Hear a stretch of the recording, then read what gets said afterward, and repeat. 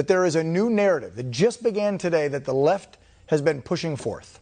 And they're claiming that the violence at the Capitol was racially motivated. You heard me right.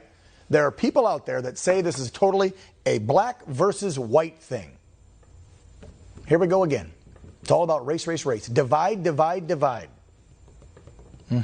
That's what I really believe the left does not have any other plays or plans in their playbook than use the race card. My next guest, he was another eyewitness who was at the Capitol last Wednesday. He's also been a contributor to our show here. Stephen Davis, you know him as Maga Hulk. He spoke with me today about what he saw and how, as a black man, he's disgusted with the notion that the violence was racially motivated.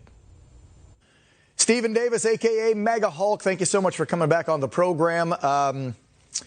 So much has gone on in our country since last week. I know that you were at the Capitol that day. You and I had spoken, I think, a few days before via messaging that you were heading there because we were going to try and speak with you either that day or the next day. And then, of course, all hell broke loose. I know you just left there a couple days ago and got home. Talk to me, Stephen, about where you were and what you saw from your vantage point. Well, we had all converged onto the Capitol building, and it was an amazing sight. It was kind of unifying, understanding that we all came for one common goal, for one common message. First and foremost, to stand for our president and answer his call. But not only that, to show our displeasure for our elected officials who did not stand for the American systems, the American processes that are supposed to enshrine and protect our elections. And they all fell apart. So we converged on the Capitol. And it was just a magnificent sight of a show of patriotism, a show of force, not necessarily to try to accost anyone, but to let them know that what you're doing will not go unanswered. Stephen, let me back up and ask you this, because there's been so much speculation on who's actually to blame. There's no doubt that there were Trump supporters that stormed the doors and went inside and did some damage. We know that. There's also reports there was others involved as well.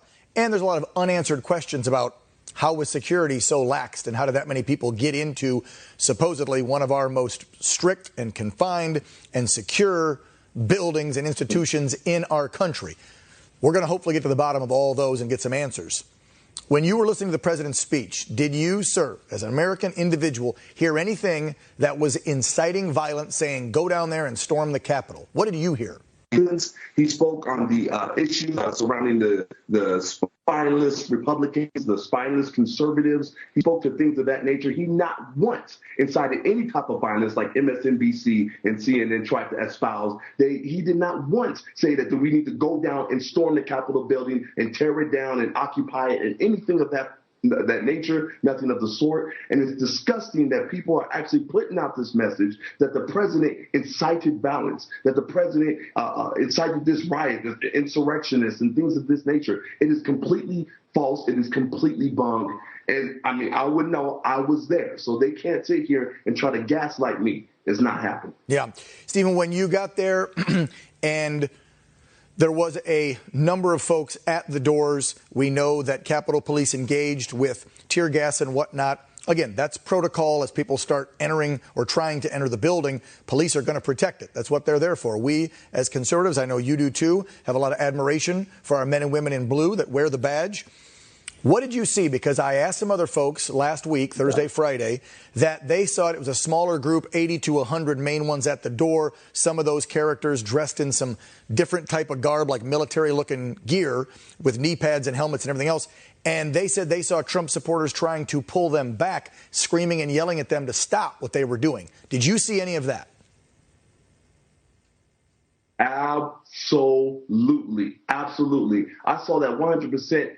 I mean, at the end of the day, we all understand that us on the right, we're pro-police. We love our police. We love our law enforcement. We're all about law and order. So it's unfortunate that there were those that were trying to incite some type of violence, that were pushing back against the police. But there was a slew of Trump supporters as angry and as as much righteous indignation we had, we still knew that the police are not the ones to blame. So we were trying to get the ones who were trying to engage with the police, we were trying to pull them back, we were trying to get them to calm down and simmer down the crowd. Now, I'm all for chants, I'm all for letting them know how we feel, but I'm not for trying to attack the police. Those are our brothers in arms at the end of the day, and those are our fellow Americans. So there was a number of Trump supporters, as well as myself, trying to get those and stop those from trying to attack the police, and it wasn't the Trump supporters. I'm full understanding that it wasn't the Trump supporters that was trying to incite any type of violence. There was a handful of people, suspicious characters, that were going after the police, and we were trying to stop them.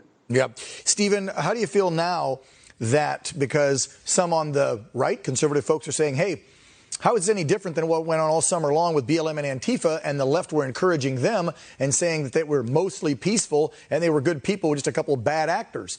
Kind of sounds like that's what happened last Wednesday at our Capitol. And now you have the left, the mainstream media. Nancy Pelosi came out and said it yesterday. They're trying to now make it about race. So now they're saying that this all happened because of whiteness. You're a member of the black community. I want your reaction to those statements by our speaker and by folks in the corporate media.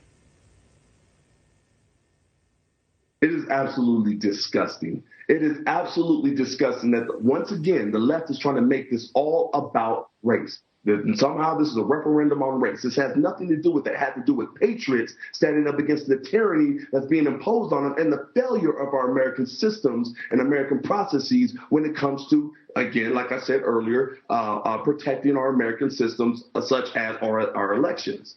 So there was a number of people, we got 74 million Americans that were very upset. And a number of those 74 million Americans came to D.C., different colors, different nationalities, different creeds, and definitely different sexual orientations and races. We all converged. It was a plethora of people like me. There was blacks, there was whites, there was Hispanics, there was Asians, there was Chinese. We were all represented. All colors of America were represented in this situation. And I'm just so disgusted that the left-wing media, that people like Nancy Pelosi are constantly trying to put forth this narrative that this is about white versus black. They're constantly trying to stoke the fires of racism. And I'm sick of it. I'm so sick of it. But we can expect 4 years of this type of disgusting rhetoric.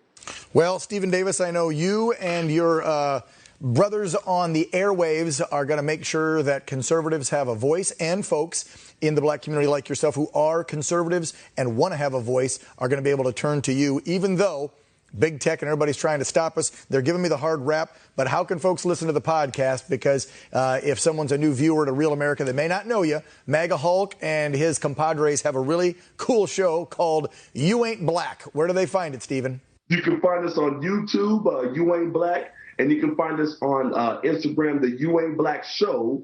And you better believe we're going to continue standing for truth, even if it means standing alone, but we're not alone. You got